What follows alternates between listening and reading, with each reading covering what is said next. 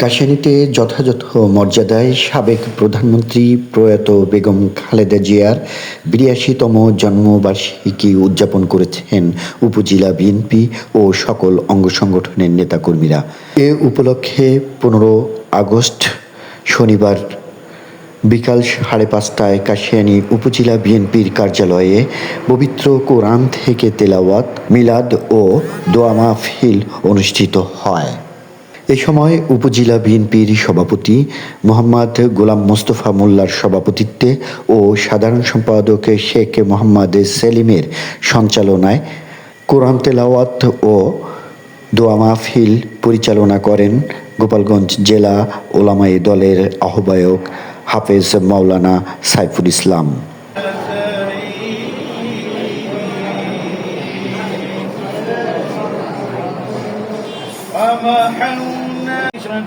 করেছেন সব কোটি কোটি গুণ বাড়াই দিয়া আগাইনা তার তাজদারে মদিনা হুজুর কুমুর সাল্লাল্লাহু আলাইহি সাল্লামের সোনার মদিনায় তৈয়বায় পৌঁছায় দাও। এ সময় দোয়া মাহফিলে উপজেলা বিএনপির উপদেষ্টা মোহাম্মদ আফজাল হোসেন, সহসভাপতি মোহাম্মদ শফিকুল ইসলাম শফি, যুগ্ম সাধারণ সম্পাদক হিরো মৃধা, কায়েম আহমেদ, সাংগঠনিক সম্পাদক মুন্সি জাহিদুর রহমান জায়দার, মোহাম্মদ ইয়াকুব মিয়া, অর্থ বিষয়ক সম্পাদক মোহাম্মদ হুমায়ুন শরীফ, দপ্তর সম্পাদক নূর এ বোরহান লিটন, তথ্য ও গবেষণা বিষয়ক সম্পাদক সাংবাদিক শহীদুল আলম মুন্না, মানবাধিকার বিষয়ক সম্পাদক শেখ ফায়েকুজ্জামান লিটু, যুব বিষয়ক সম্পাদক মোহাম্মদ মোরাদ মৃধা,